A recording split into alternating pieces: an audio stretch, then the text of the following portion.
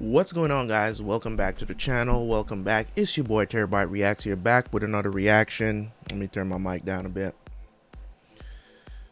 Legend of the Galactic Heroes. I'm enjoying the series, man. I don't know what else I could possibly say to say that I'm enjoying this. It's one of those very close stories that I have to pay attention to. Of course, still much paying attention, but still will miss certain references and stuff like that. And that's where you guys come in, right? That's where you guys come in, where you can kind of help me through the series, because you guys are, I've already watched the series, so you can point out certain point of views and certain stuff like that that will help me along the way. I'm looking forward to it. And of course, we're going to disagree on some things, and that's fundamental, especially when it comes on to certain arguments. That is going to happen. So that is not beyond me to understand. You know what I'm saying? So one of the things that I really enjoy about this series so far, since I've been watching it, is the fact that they don't pull punches when they're trying to get a point across of how, especially with Yang's character, not necessarily with Reinhard's character, but with Yang's character, they kind of go a little bit further and deeper into the thinking of mankind and how humans are, and how Yang is trying to be the not necessarily the centerpiece, but the divider, or the neutral point, I should say, not the divider, but the neutral point of the arguments, right? As in, he does what he has to do, but at the same time he hates what he has to do. You know what I'm saying? He doesn't feel like it's because of the times he lives in why he has to do these things. And it's clearly that he doesn't want, it's clear that he doesn't want to do any of this. And I think they bring that point across very well. So thank you guys so much, man, for all the insight that you guys have gave. I wish more of you guys that are watching the series on the channel would comment, but of course, you're always gonna have the ninja watchers, the ones that watch and never comment and never like. You're always gonna have those people. So I would love to get more insight from, more than a couple of people on the channel, to be honest, so we can have a discussion, because I think it's warranted for that. And one of the things that I like to do on this channel is to have that discussion in the comment section, about these things. And a lot of times I go on my stream, when I stream on Tuesdays, Wednesdays, and Thursdays, I open up my stream before I jump into my my anime reactions. I usually talk about certain things that are going on the channel, and different shows and stuff like that, for the audience, whatever. It's usually just about 2 or 3 of us in there on average. So I would encourage you guys, if you guys love to watch, if you guys love One Piece, if you've watched One Piece, that is something that I do. I watch One Piece every Tuesdays, Wednesdays, and Thursdays. This is, I just transitioned into that because I was already talking about it. So if you enjoy One Piece, man, and you want to join some of the discussions that are over there, you can always, come through to the stream, 8 p.m. Eastern, Tuesdays, Wednesdays, and Thursdays. Anyways, guys, let's jump into the reaction, and I will see you guys at the end for the review.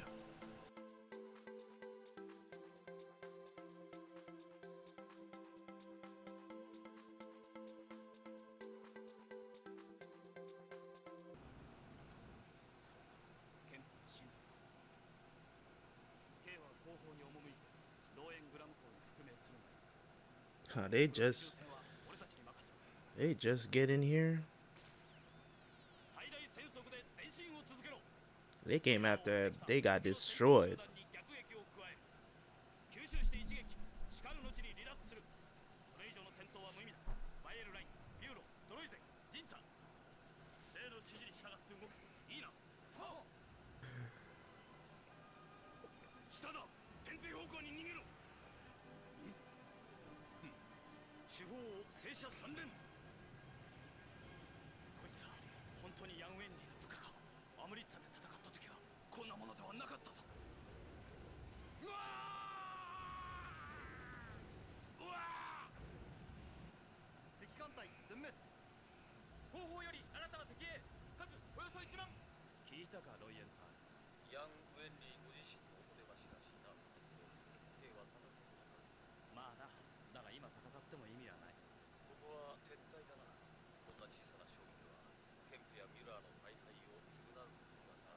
変な欲は出さんに限る。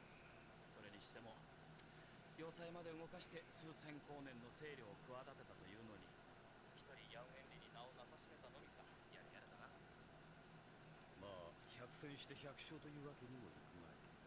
こいつはローエングラム公のおっしゃりようだな。ヤンウェンリーの首はいずれ俺とケイトでいただくことにするさ。ミュラーも欲しがっている。おお、こいつは競争が激しくなりそうだ。見たかユリアン。あれが名将の戦いぶりというものだ。明確に目的を持ち、それを達成したら執着せずに離脱する。ああでなくてはな。はい。それにしても帝国軍の人材の豊富さはどうだ。これでジークフリード・キルヒアイスが生きていたらどうなることやら。大尉、全艦に帰還命令を伝えてくれ。ああ、それからユリアン。We will never know. 入れてくれるかな。もちろんです。ユリアン君は大したものです。帝国軍の戦術を。Siegfried was such a good partner for Reinhard. 私はあの子に軍人にはなってほしくないんですよ。本当は命令してでもやめさせたいくらいなんです。それは民主主義の精神に反しますな。気づいたにせよ奪ったにせよ、最初のものは称賛を受ける資格がある。それは当然だ。だが自分の実力や努力によることなく、単に相続によって権力や富や名誉を手に入れた者が何を主張する権利があるというのだ。血統による王朝などという存在自体がおぞましい。権力は一代限りのもので、それは譲られるべきものではない、奪われるべきものなのだ。すると最小閣下はご自分の地位や権力をお子様にお継がせにならないのですか？子供？私の子供か。私の後を継ぐのは私と同じかそれ以上の能力を持つ者。そしてそれは何も私が死んだ後とは限らない。だが私を背後から刺し殺してそれで全てが手に入ると思う者は実行してみればよいのだ。ただし失敗したらどんな結果がもたらされるか、その点には十分な想像力を働かせてもらおう。誰か？はいで。お食事中失礼します。ロイエンタール、ミッターマイヤー両提督より連絡が入りました。良い知らせではないようだな。ガイエスブルグ移動要塞が破壊され、ケンプ提督は要塞と命運を共にしたとのことです。損失した艦艇はおよそ1万5000隻。将兵の損失は180万人以上。9割もの損失を出したというのか。残存艦艇はおよそ700隻。ミュラー提督の指揮で旗艦の途についています。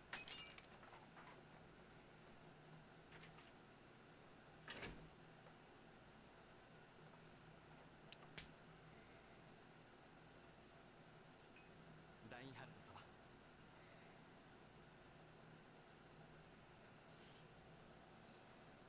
そうだな。ミュラーのような男は得難い存在だ。無益な戦いで死なせるような風頭はやめよう。それでいいだろう、キルヒアイス。この葬儀は帝国軍曹で行われるそうだ。敗戦での戦死としては異例の処置だな。ミュラーも処罰されなかったし、ローエングラム公の五冠男技量はやはりさすがというものだな。そうかな。ケンプは使い捨てにされたようなものだ。ローエングラム公にとってジークフリード・キルヒアイス以外の部下は皆使い捨ての道具に過ぎないのではないかと最近俺はそう思う。おい、だが公爵はケンプの死を悼んだからこそ。そこだがな、言ったまで。こうも考えられるだろう。ケンプは死んだ。死者には涙と名誉を与えれば済む。だが生きている者にはもっと実質的なものを、富とか権力とかを与えねばならない。あの方に果たしてそれができるか。そうは言うが、昨年の秋キルヒアイスがあのような死に方をして公爵が放心状態にあった時、必ず立ち直っていただくと言ったのは兵ではなかったか。あれは本心ではなかった。本心だったさ、あの時は。 But he's changed. 生まれた時から正しい判断や選択のみを重ねてきたわけではない。今はそうでもないが、いつかその選択を後悔するような時が来ないとも限らないさ。聞かなかったことにしておこう。めったなことは口にシュタインの耳にでも入ったら粛清の対象 Subject of a purge. ローエングラム公は一代の英雄だ。俺たちはあの方の手足となって働き、それ相応の恩賞をいただけばそれでいい。俺はそう思ってる。またしても俺としたことか。宇宙を手に入れるか。新しい時代とは新しい不和をもたらす時代なのだ。ジークフリード・キューヒ・アイスが生きている。こんなことにもならないもの。敵にも不安や悩みはあるだろうか。ヤン・ウェンリーなる男は今頃何をしているやら。戦勝パーティーで美女とダンスでもしているか。なあユリアン、あまり柄にない話はしたくないんだが、お前が軍人になるというのなら忘れてほしくないことがある。軍隊は暴力機関であり、暴力には2種類あるってことだ。いい暴力と悪い暴力。いやそうじゃない。支配し抑圧するための暴力と解放の手段としての暴力。国家の軍隊というやつは本質的に前者の組織だ。残念なことだが歴史がそれを証明している。権力者と市民が対立した時、軍隊が市民の味方をした例は少ない。それどころか過去いくつもの国で軍隊そのものが権力機構と化して暴力的に市民を支配さえしてきた。昨年もそれをやろうとして失敗した奴らがいる。でも提督は軍人だけど、それに反対なさったでしょ。僕は提督みたいな軍人になりたいんです。せめて志だけでも。おいおい、そいつは困る。私の志は軍隊にはないんだということをお前はよく知っているはずじゃないか。歴史の研究ですか。そうさ。ペンは剣よりも強し。こいつは真理などめったに存在しない人間社会の中で数少ない例外の一つだ。ルドルフ大帝を剣によって倒すことはできなかった。だが我々は彼の悪行を知っている。それはペンの力。ペンは何百年も前の独裁者や何千年も昔の暴君を告発することができる。ええ、でもそれは結局過去を確認できるというだけのことでしょう。過去か。いいかいユリア。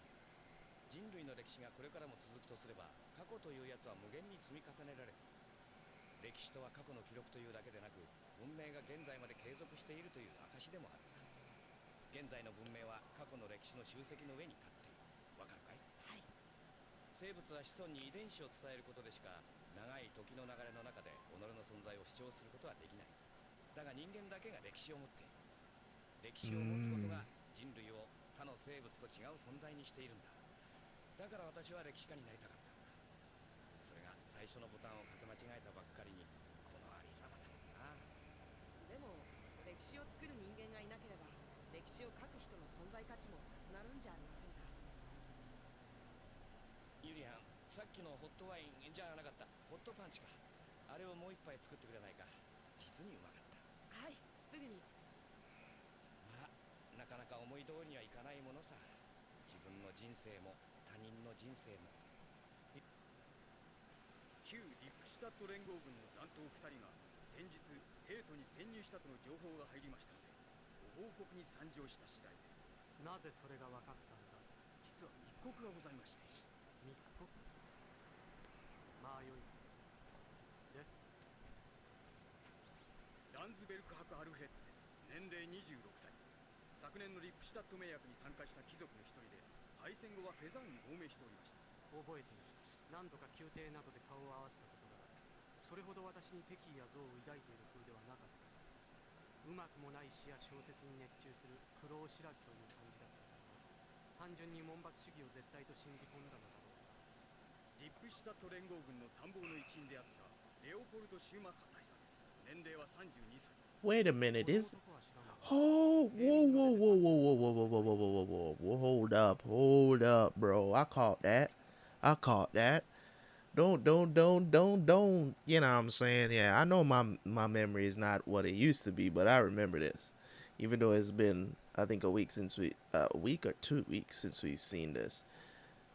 So in that episode where the dude, I don't remember his name, can't remember his name for shit, but the father and son that we just found out about, right? He went out and he recruited these two dudes. So I wonder if they're gonna find out that they have Phazon connections, because they were sent here to basically take out Reinhard. So It's gonna be crazy. よほどの武勲に恵まれた。後方勤務が多かったようですので、異例の出世というべきですが、それだけの能力を持った男のようです。そうか。惜しい。この2名が安全な亡命地を捨てて、なぜこの Yeah, why? その目的はまだつかめてはおりませんが、不正な企みを企てているのはまず間違いないから。彼は予見と入国詐称を持っていたはずだな。それも偽名のもの。やはり偽物だったのか。いえ、入国審査に際しては何ら不審な点はございませんでした。密告がなければその正体は判明しなかったでしょう。実はこうして参上しましたのは、予見と詐称がフェザン政府発行の本物であった以上、この件にフェザンが何らかの形で関与しているのは明白であると思われますので、閣下の政治的ご判断を Faison is like the true enemy right now. Yeah. わかった。そのまま気づかれるように監視を続けろ。後のことは追って指示する。は、それでは。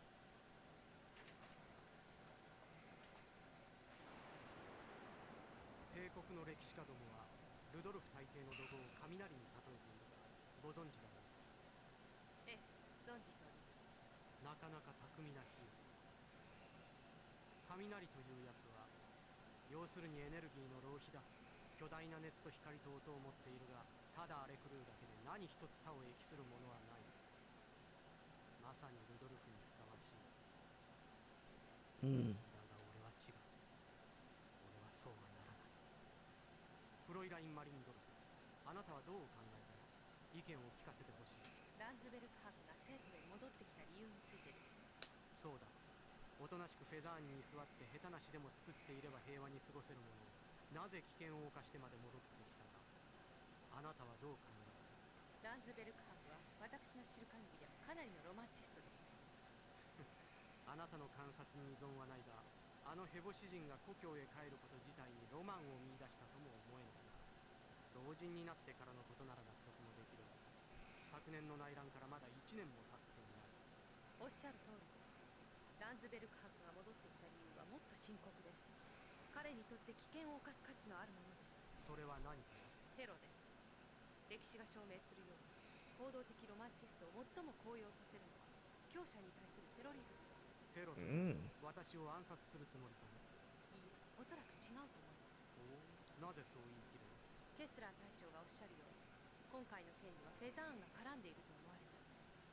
今、万が一閣下が暗殺の手にお倒れになれば、せっかくの統一権力が瓦解して、社会と経済の混乱をきたすことは明白です。少なくとも現時点において、フェザーンがそれを望むとは思えません。もしフェザーンがテロを思想するとすれば、暗殺ではなく要人の誘拐ではないかと。だとすると、その対象は誰か？3人の方が考えられます。一人は無論私だ。Maybe the acting Kaiser. 一人は閣下の姉にグリューネワルト伯爵。Okay. His sister. 危害を加えるようなことがあったら、ご主人め絶対に許さん。人間に感じられる痛みという痛みを味わわせてくれる。これ以上考えられないほど残酷に殺してやるぞ。ローエングラム公、私の申し上げたことは配慮が足りませんでした。お許しください。姉君が誘拐されることは今回の場合まずありえません。なぜそう言い切れる？女性を誘拐して人質とすることはランズベルク伯の主義に反するからです。先ほども申し上げましたけれど、彼はロマンチストです。か弱い女性をさらったと後ろ指を刺されるより、実行の困難さに勝る他の道を選ぶことでしょう。なるほど。ランズベルク伯、あのヘボ詩人はそうかもしれない。だがフェザーンは最も悪い意味においてリアリスト。労を少なくして功を多い方法を実行者に強制する可能性はあるではないか。閣下、それならばわざわざランズベルク伯という人選はしないでしょう。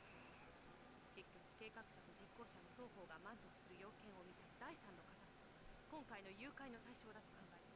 それは誰のことか？ Oberstein? その冠をいただいておられ Oh, okay.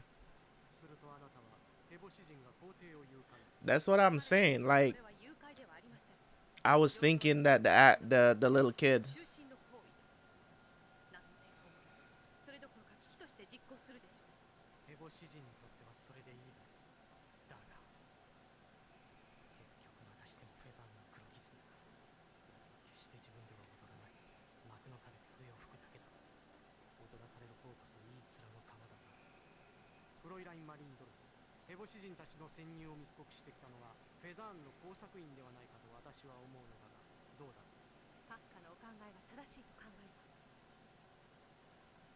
I didn't even think that it might be them that announced it. 大将何を Damn. してもらおうか。ボルテック弁務官は他にも何か言っていただろう。報酬のことか。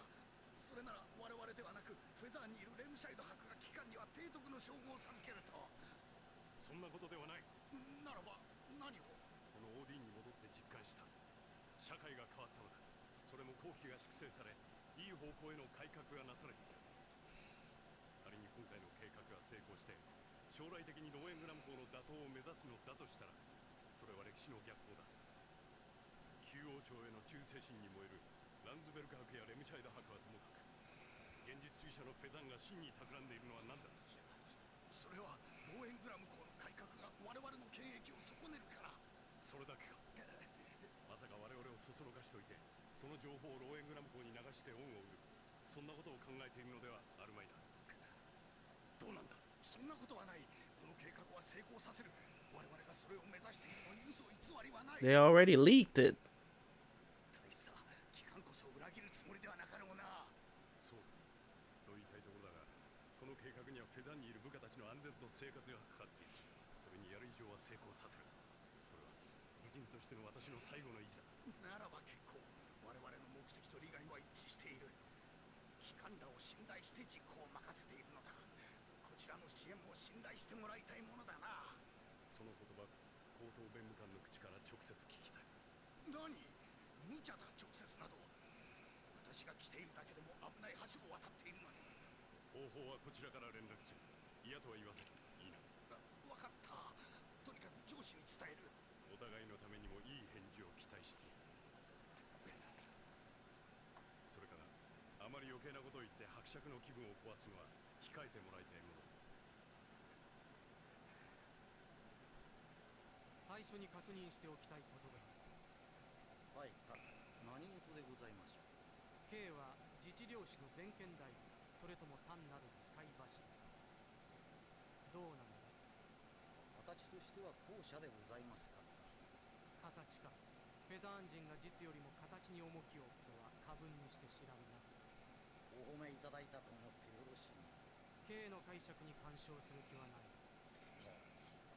フェザーンは何を望んでいる。恐れながらおっしゃる意味がよくわかりません。Nigga, stop playing dumb.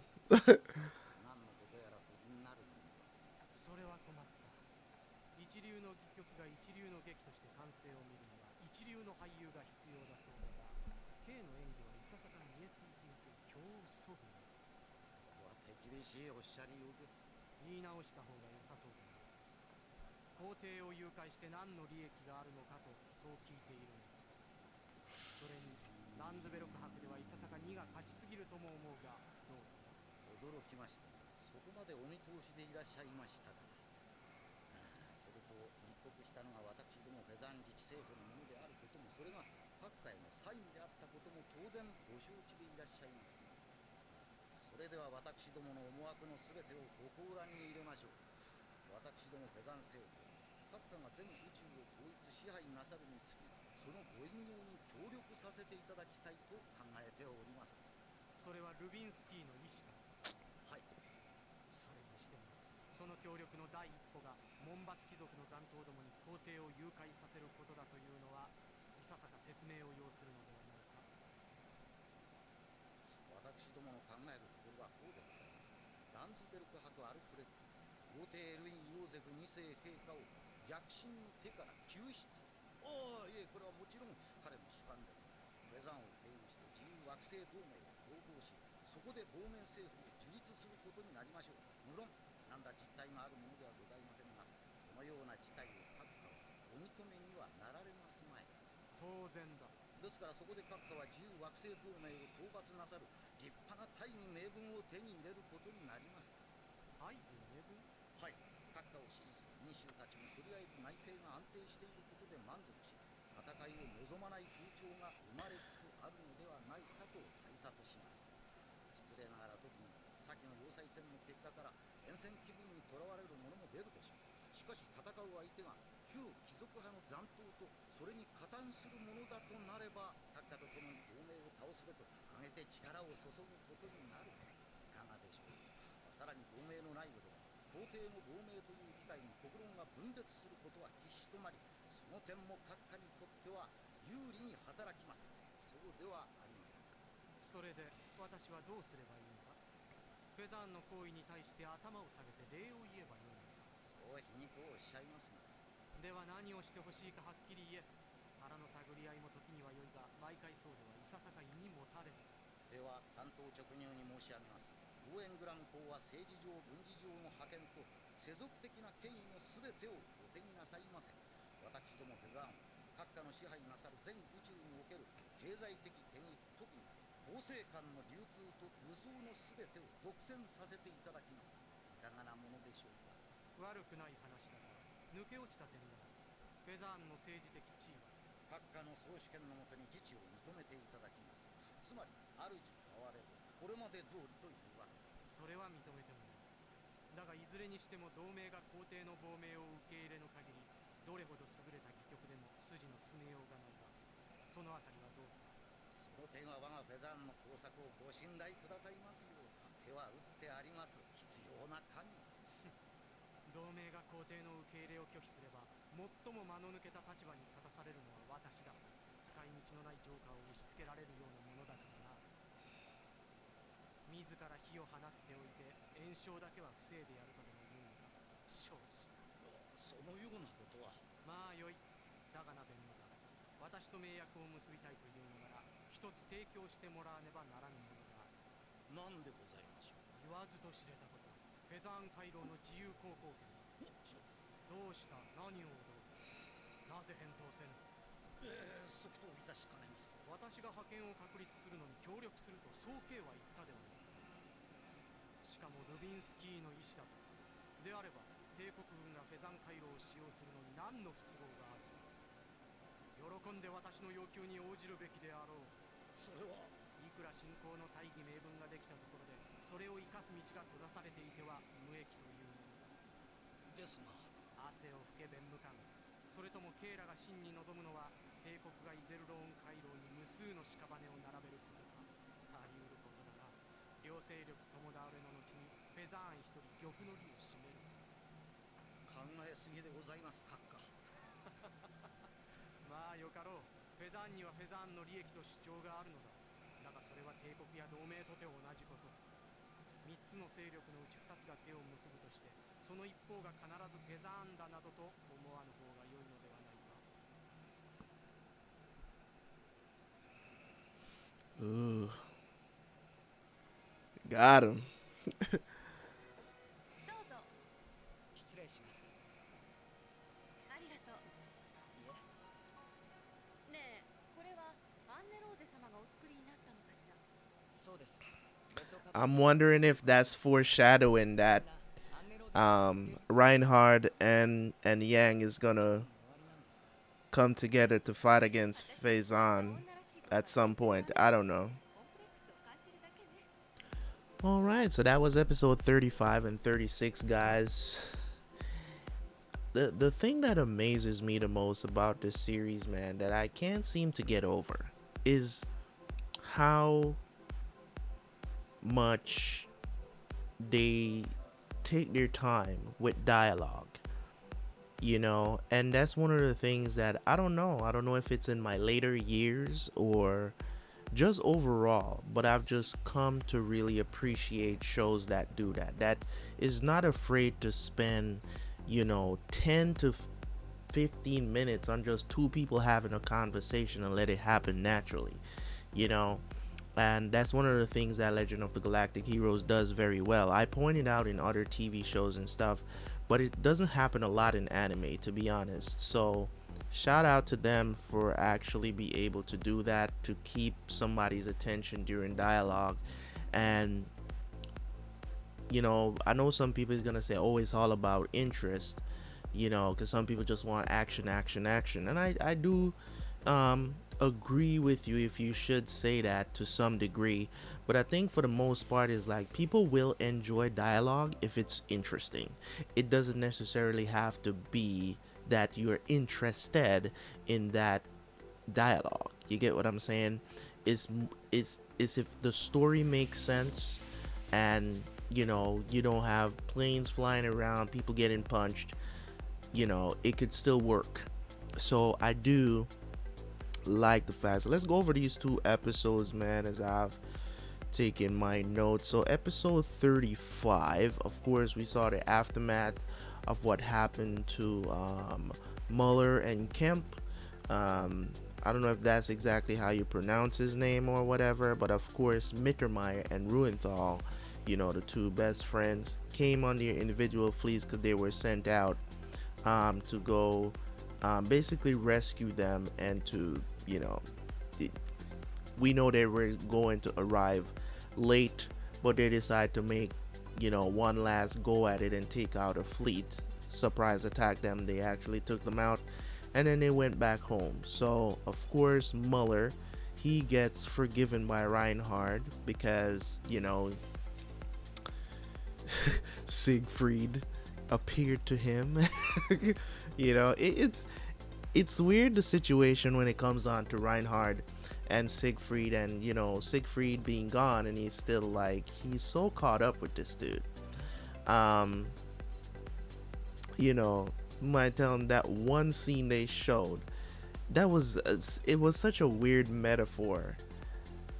You know, I don't want to go off into the distance to say that they were lining these 2 up as a gay couple. I don't think so. I think that just that one scene that they were, that was just that was way too gay. That they could have used a better way to show their relationship. That was a little out there. Let's just say that. That was a little off. You know, because in no way, shape, or form was I ever thinking that these 2 were gay. So that was just a bad way to show their relationship, in my opinion, because it just came off like they were in a relationship. Like it was very, I don't know. Yeah, you get the point. Anyways, so of course Reinhard talks to Miss Hilda, as I'm going to start calling her, because I think that's the short for her long ass name that she has. So basically she says that you know, Reinhard was talking to her and basically telling her that power should not be inherited, it should be seized. And in some ways, I'm not going to say in some ways, I completely disagree with that. In terms of what he's talking about and the context of it, I can totally understand where he's coming from, where he says that power should not be inherited, because it's kind of like the whole nepotism thing. So it's like whoever can actually handle that power should be the ones that actually have it. It's not necessarily, power is not something that you can necessarily pass down, you know. And she went ahead to pose the question to him, is like, so what about your sons? Wouldn't you pass your power down to your sons? But power is not necessarily something that you can pass down, because that person could be terrible, you know. And he goes on to explain himself. I said, in terms of the context of what he's trying to say, I totally understand where he's coming from, and in some ways he's right, but in other ways I think that power can be passed down, but it has to be to the right person. You have to groom that person. You got to help that person to understand the power that they hold. So it can be, you know, he did say that it should not be passed down, or it should not be inherited, right? You know, so it's very specific in the wording. So it is what it is. All right, so of course this guy Kessler, that I can never remember his name when I'm watching the show, Kessler, you know, we found out that Rubinsky is basically his illegitimate son, you know what I'm saying. Basically, you know, he came in, he was explaining that the FBA is basically on the verge of bankruptcy, which is something that we've known for a very long time now in the series, that they're just hemorrhaging money because they, you know, You know, it's a serious problem, especially when it comes on to democratic societies. You know, I think the U.S. has filed for bankruptcy a couple of times, if I'm not mistaken. Um, I might be mistaken. I don't remember. I know that they have, uh, as the United States. Hold on a second, because I don't want to be wrong about this. Let me research it really quick here. Not even a couple of times. It seems like about 5 times the United States has filed for bankruptcy. So this is a very common thing in democratic societies, to be honest, for them to go bankrupt. It's very common, more common than you could probably stand, to be honest. Because I was thinking 1 or 2 times. It's actually 5 times. So thank you, Google. Appreciate that. Right. So when it comes on to this episode, you know, so they decide to go on with the plan, of course, of, you know, infiltrating the empire and what have you. So back in Iserlohn, we got to see Yang, you know, basically sharing his thoughts with Julian, about the whole situation with military strength, how military is used, and all of this other stuff, which I completely agree with what he's saying. It happened too many times in history for you to not acknowledge it. These are real term events. Yes, it's a fictional world, but they're talking about real world events that he's referring to. So in episode 36, we have Kessler. You know, he's supposed to be the chief of the military police or whatever. He comes in to inform Reinhard about the situation where Landsberg and Schumacher, as infiltrated, come back from Faison, and they're wondering why they're there, and they kind of deduced everything there in that scene as to why they could possibly be there. You know, I was very impressed by how they deduced that, and also with the involvement of Hilda as well, when Reinhard was talking to Hilda and asking her, like, why do you think that they're here? Are they here to assassinate me? You know what I'm saying? And that was what, you know, I thought at first. I thought they were there to actually assassinate him. But I do remember back in the episode when Kissel, what's his name? Kesselring, right? Kesselring, when he was recruiting them, he told him that that's not what he wants them to do, because Landsberg did ask that, so you want us to take out, you know, Reinhard, and he said nah. So basically the plan is to abduct the Kaiser. But the way how they're playing it is like, if they do get found out, we're gonna wash our hands of this entire thing, so that they don't think, so we don't get caught in the crosshair. And I think that Reinhard kind of figures out what's going on, or you know, as to what their plan is. And I like how when he was talking to the commissioner, right, which is Baltic, right, he was talking to Baltic, and, you know, basically telling him that he knows everything about their plan, and ask him, you know, straight up, what is their interest in all of this? Why do they want to kidnap the Kaiser? You know, and basically Baltic fed him some. Baltic doesn't really know the real plan. He doesn't really know. He doesn't really know the real plan. You know, he's being kept in the dark as well, because he's just the commissioner. So the real plan, you know, we know the real plan because we know the connection between his name, Rubinsky. We know the real plan, you know, between Rubinsky and the whole situation with, you know, the Earth cult, right? We know what the bigger plan is to help Reinhard take over and unite everything, and then they come in, boom, kill Reinhard and take over everything. That's the plan. That's the actual plan. But, you know, of course they fed this commissioner some bullshit, thinking that they're going to support him. So Reinhard kind of called him out a little bit, and I think they kind of foreshadowed that at the end, where he said that, you know, 2 out of the 3 is gonna unite and you're hoping that Faison is going to be one of those two.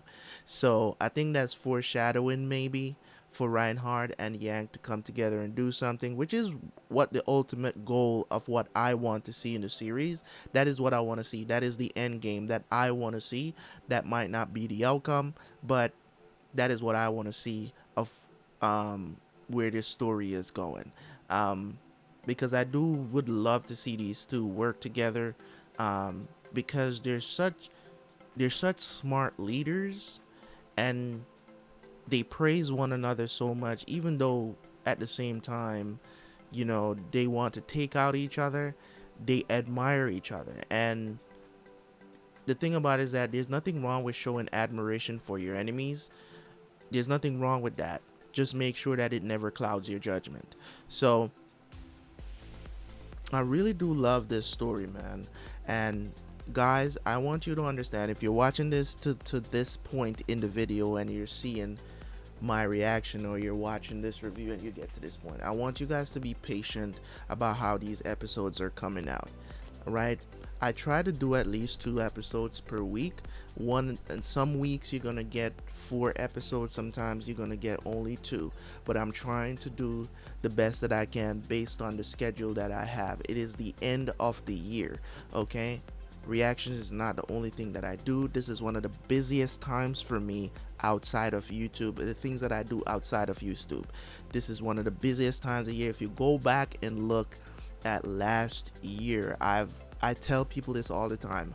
Holiday seasons, when it comes on to YouTube and stuff like that, is one of the busiest times for me, especially like after Black Friday. Yes, I can still keep a certain schedule and still upload shows, right, and still dedicate time to do things and stuff like that, but for the most part, especially for shows that are like I'm doing just as, and it's not really like mandatory, you guys got to remember, like, the things for early access does take a little bit more priority over things that I just release on the channel. So I'm sorry to say that, but like classic animes and stuff like that that I do on the channel, they usually, are not that prioritized over the stuff that I have to put up for early access.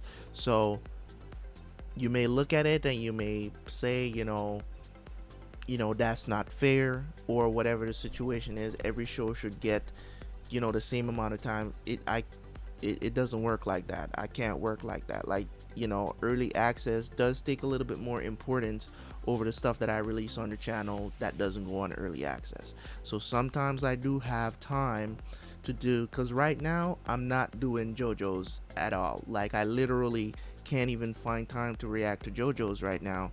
But there's gonna be a weekend where I'm just going to do JoJo's and Legend of the Galactic Heroes and get as many episodes as I can done. It's probably going to be this weekend.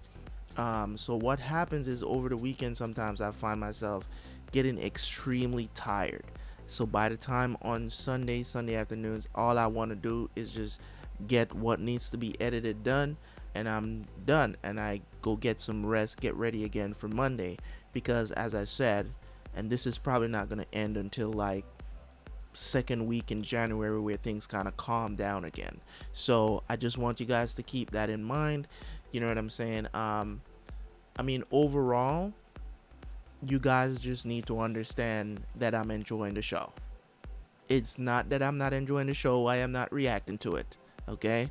So I don't want you guys to think that. So I appreciate you guys as always, man. Make sure you hit the like button, make sure you comment. Looking forward to the next 2 episodes. I'll see you guys for the next one. Peace.